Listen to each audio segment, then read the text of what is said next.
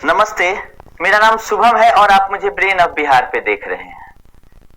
अब सोसाइटियों की बारी आ गई है सहारा इंडिया की। जिन सोसाइटियों में मैक्सिमम लोगों का पैसा फंसा हुआ है सहारा ग्रुप की, और उसकी सुनवाई बहुत जगह चल रही है कि कहीं हाई कोर्ट में चल रही है, कहीं आपके उपभोक्ता फोरम में चल रही है, लेकिन बहुत कम लोगों का पैसा रिफंड हो पाया है निचली अदालतों के ऑर्डर से।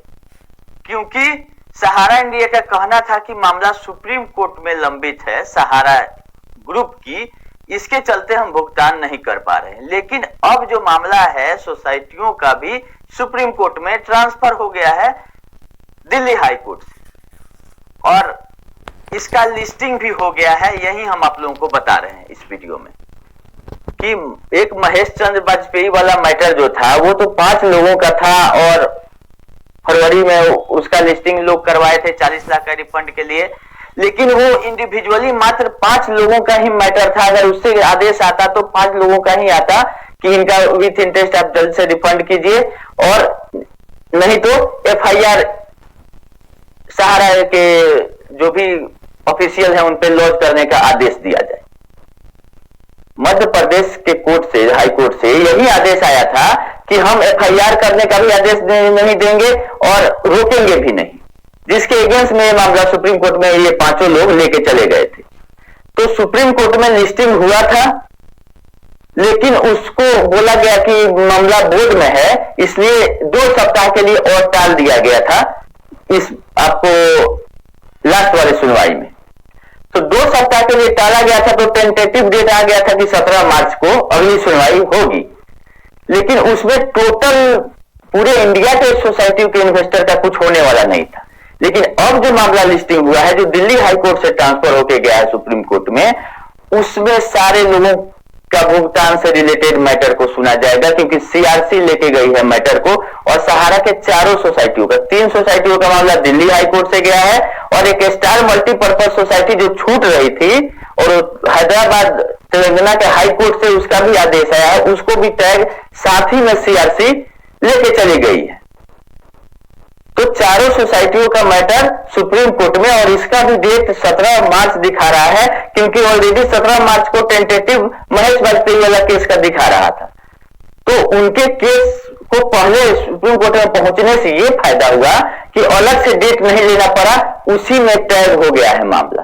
क्योंकि सेम डेट में लिस्टिंग दिखाना, इसका मतलब डिसाइड किया गया है कि सहारा की सोसाइटियों का मैटर जब 17 मार्च को एक मामला उठ रहा है तो साथ ही में सुना जाए। अभी तक इस मामले को मेन मामला सहारा सेबी से नहीं जोड़ा गया है, ये भी आप लोग जान लीजिए। सहारा सेबी जो रिफंड वाला मामला है 25,000 करोड़ का, जो कि 18, 19 और 20 अप्रैल में लिस्टिंग किया गया है, उसको अभी तक इस नहीं जोड़ा गया है। तो देखने वाली ये बात है कि जो सहारा बोलते आई है अभी तक कि सब एक ही ग्रुप की कंपनी है और मेरा सुप्रीम कोर्ट में मैटर चल रहा है, तो क्या 17 तारीख को भी यही बात बोल के इस मामले को भी टैग कराती है सहारा से भी मुख्य विवाद में कि नहीं, कि यहां पे इसका पैतरा बदल जाता है कि नहीं सोसाइटी अलग है और इसका हमारा आप NI खोलिए चाहे हम भुगतान कर रहे हैं, उस मामले से टैग नहीं किया जाए, क्योंकि जो 25,000 करोड़ है उस पर आंच आ सकती है सहारा के। तो इससे ये फायदा होगा कि जो अगर डेट भी पड़ता है तो 1 महीना का पूरा टाइम है, 17 मार्च से 18 अप्रैल, पूरा 1 महीना टाइम है। अगर 1-2 डेट और पड़ सकता है अगर जरूरत हुआ तो, नहीं तो अगर 17 को ही बोल दिया जाता है कि हाँ मामला मेन सहारा से विवाद से तय कर दीजिए, तो इसका भी कोरम पूरा हो चुका रहेगा। 18 तारीख को सुनवाई के लिए सारे फाइल आ चुके रहेंगे, नहीं तो ये मामला और आगे बढ़ सकता था अगर लेट से आता तो, क्योंकि सहारा के पास वहां भी समय मिल जाता है इसको कि अपनी अभी सोसाइटियों का मामला आ रहा है तो इसलिए कुछ टाइम दे दिया जाए। तो जब 3 डेट दिया गया है मेन सहारा से भी विवाद का, और उसके 1 महीना पहले ही सोसाइटियों का मामला सुप्रीम कोर्ट में सुना जाने वाला है, या तो उससे टैग होगा नहीं तो सेपरेट चलेगा, तो सेपरेट भी चलेगा तो अच्छा बात है। जल्दी से आप सुन के बताइए कि क्या करना है सोसाइटियों का, इसमें कोई दिक्कत नहीं है। सहारा बोलेगी कि नहीं इसका मामला सेपरेट चले तो अच्छा बात है, और जल्दी लिस्ट करके आप भुगतान करा दीजिए। 18 अप्रैल के पहले ही शुरू करा दीजिए कि हम भुगतान शुरू कर दिए, सोसाइटियों को चलने का परमिशन दिया जाए। तो तो ये बहुत ही अच्छा न्यूज था जो कि हम आप लोगों को सुबह सुबह सोचे कि अपडेट कर देते हैं। और एक और मामला हिंदुस्तान में कल शाम को आया है 7:10 पर 2 मार्च का न्यूज है कि इसके 555 बीघा जमीन के खरीद बिक्री पर रोक लगा दिया गया हरिद्वार में। ये मीडिया न्यूज है।